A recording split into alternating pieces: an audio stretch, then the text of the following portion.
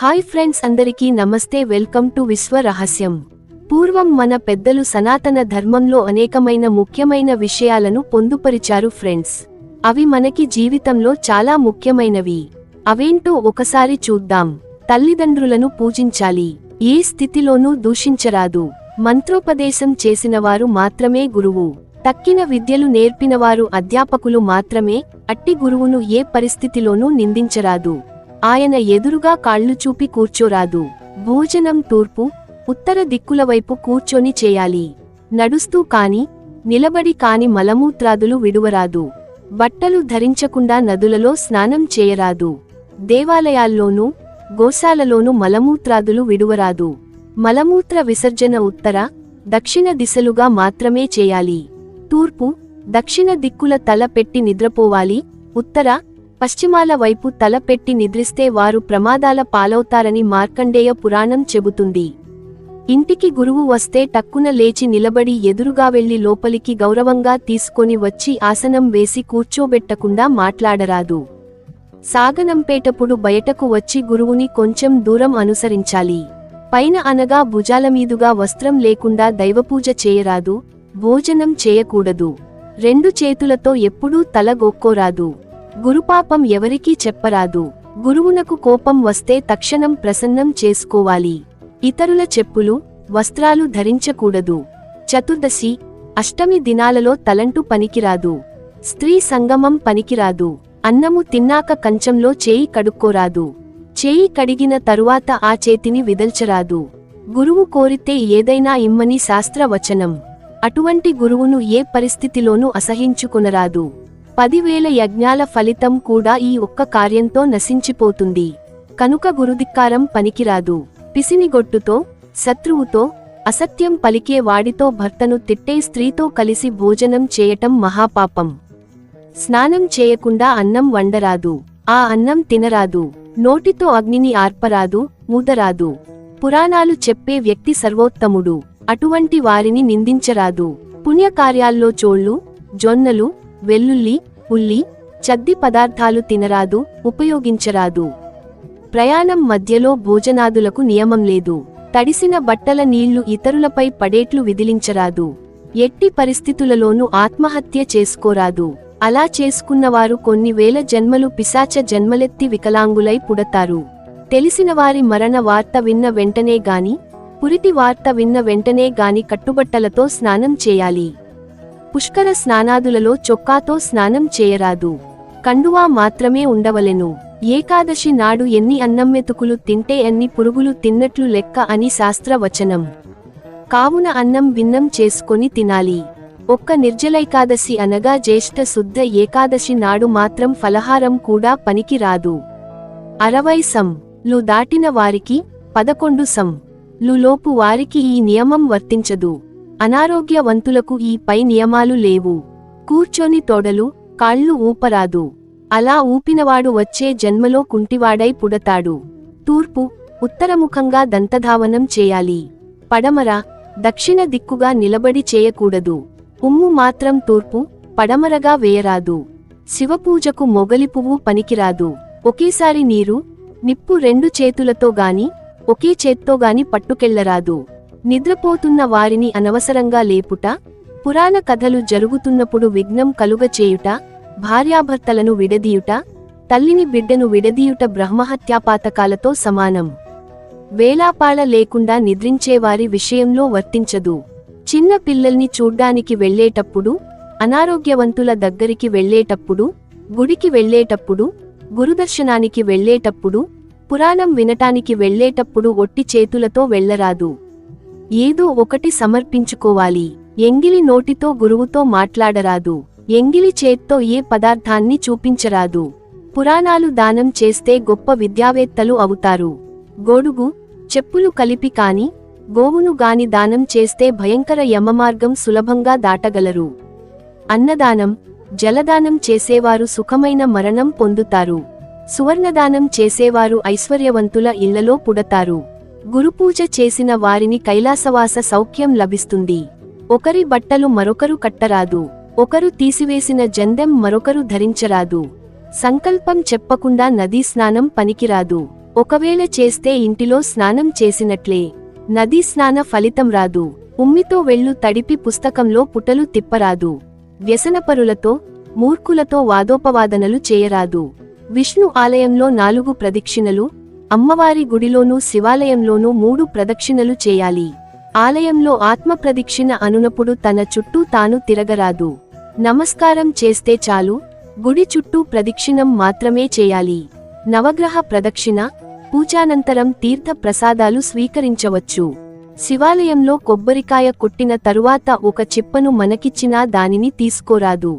జ్యోతిర్లింగాలు, స్వయంభూలింగాలు, బాణాలింగాలు అయితే మాత్రం ప్రసాదం స్వీకరించవచ్చు. సంధ్యా సమయంలో నిద్ర, తిండి, మైథునం పనికిరాదు. బహిష్టు కాలంలో పొయ్యి వెలిగించినా, అన్నం వంటివి వండినా పిల్లల వల్ల దుఃఖాల పాలవుతారు. కనుక అవి పనికిరావు. చీటికి మాటికి ప్రతిజ్ఞలు చేయుట, ఒట్టు పెట్టుట దోషం. నిలబడి కాని, అటూ ఇటూ తిరుగుతూ కాని అన్నం తినటం వల్ల క్రమంగా దరిద్రుడవుతాడు.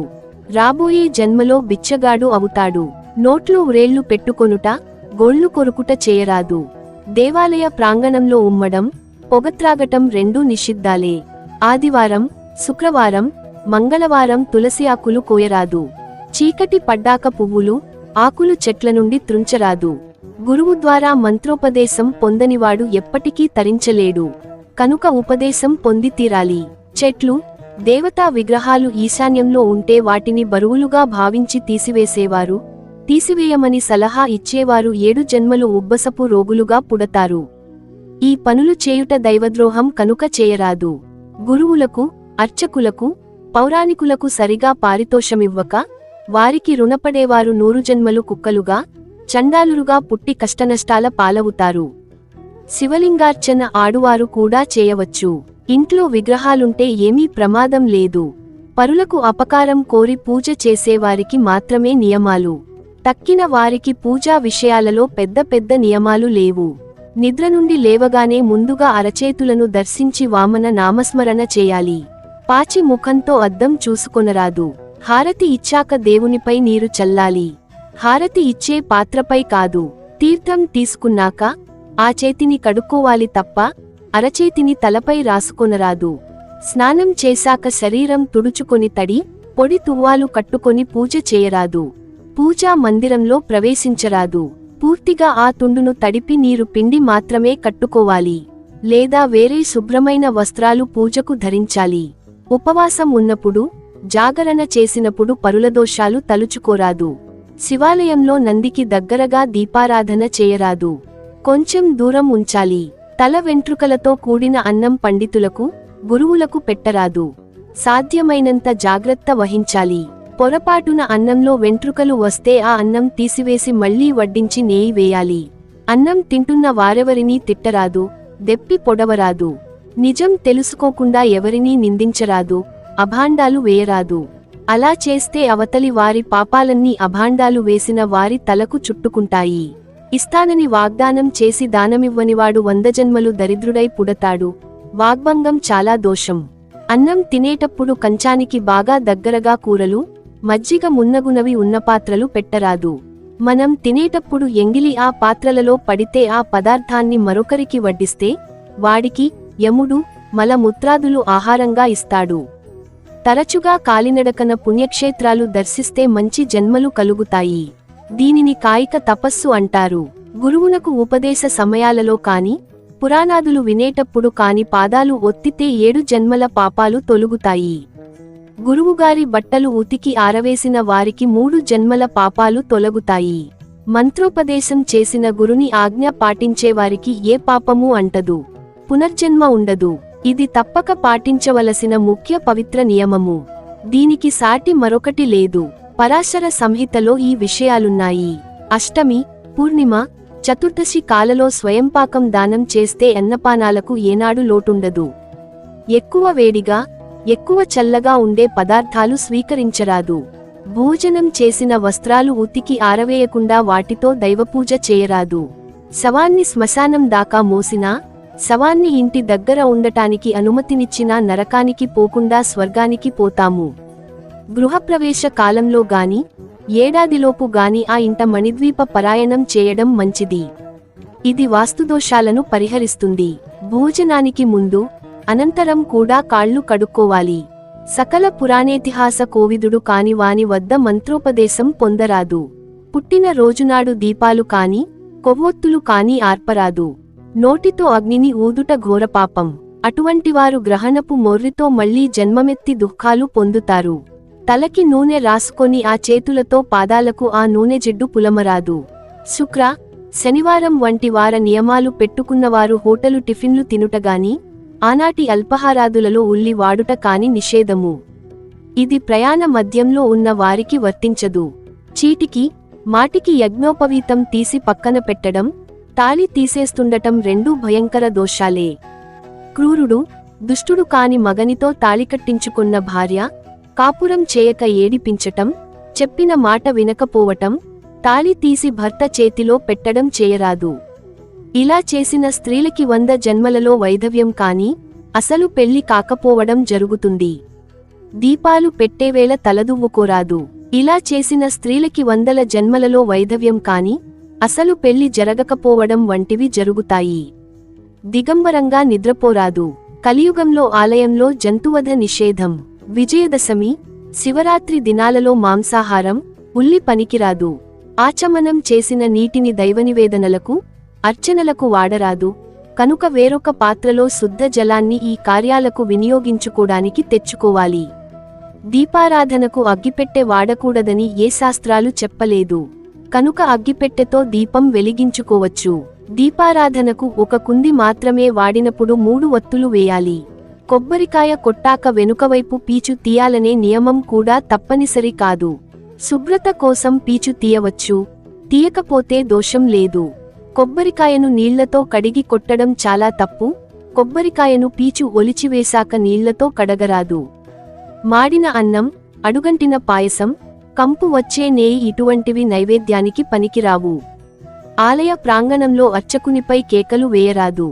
అర్చకునిలో దోషం ఉంటే బయటకు పిలిచి మందలించాలి. లేదా మరింత దుష్టుడైన అర్చకునినైతే 3 మాసాల జీతమిచ్చి ఆ పదవి నుంచి తొలగించి వేయాలి. ఆహారం తినే ముందు దైవానికి నివేదన చేయాలి. కాళ్ళు కడుక్కోకుండా ఇంట్లోకి రాకూడదు. కాలకృత్యముల తరువాత స్నానం చేయకుండా వంట చేయకూడదు. మల విసర్జన, మూత్ర విసర్జన తరువాత కాళ్ళు చేతులు ముఖం శుభ్రంగా కడుక్కొని ఓం నారాయణాయ నమః, ఓం గోవిందాయ నమః, ఓం మాధవాయ నమః అంటూ తలపై 3 సార్లు నీళ్లు చల్లుకొని ఇంట్లోకి రావాలి. దైవానికి నివేదన చేయకుండా ఆహారం తీసుకోకూడదు. నిలబడి భోజనం చేయకూడదు. వంటి మీద చొక్కా వేసుకుని భోజనం చేయకూడదు. భుజం మీద తువాలు లేకుండా ఆహారం తీసుకోకూడదు. పూజ చేయకూడదు. కనీసం జేబు రుమాలు అయినా భుజం మీద వేసుకుని చేయాలి.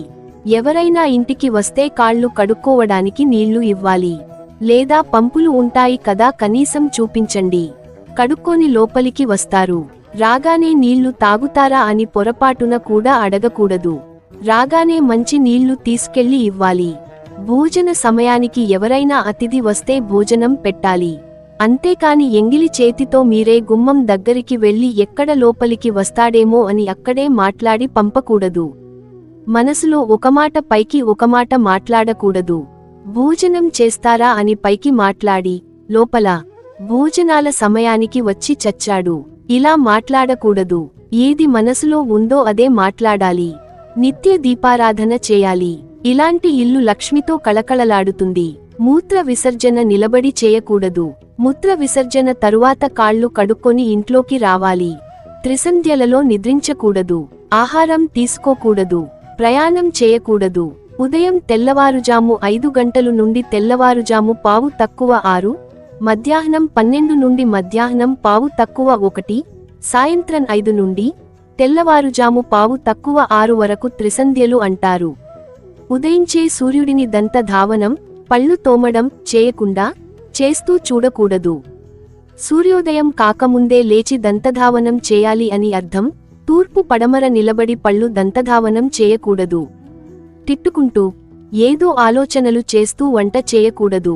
మీరు చేసే ఆలోచనలు అన్ని ఆ భోజనంలోకి చేరి ఇంట్లో వారిపై ప్రభావం చూపిస్తాయి. తలపై చేతులు పెట్టకూడదు. తలపై మునివేళ్లతో గోకకూడదు. రుద్దకూడదు. దీనివలన పతనావస్థకి చేరుకుంటారు. ఎడమ చేతితో పొరబాటున కూడా తినకూడదు, త్రాగకూడదు. సో ఫ్రెండ్స్, తెలుసుకున్నారు కదా, మన జీవితంలో ఎలాంటి విషయాలు తెలుసుకోవాలో అవి మనము ఇవాళ తెలుసుకున్నాము. మన పెద్దలు సనాతన ధర్మంలో చెప్పిన విషయాలు మనకి ఎంతో ఉపయోగపడతాయి.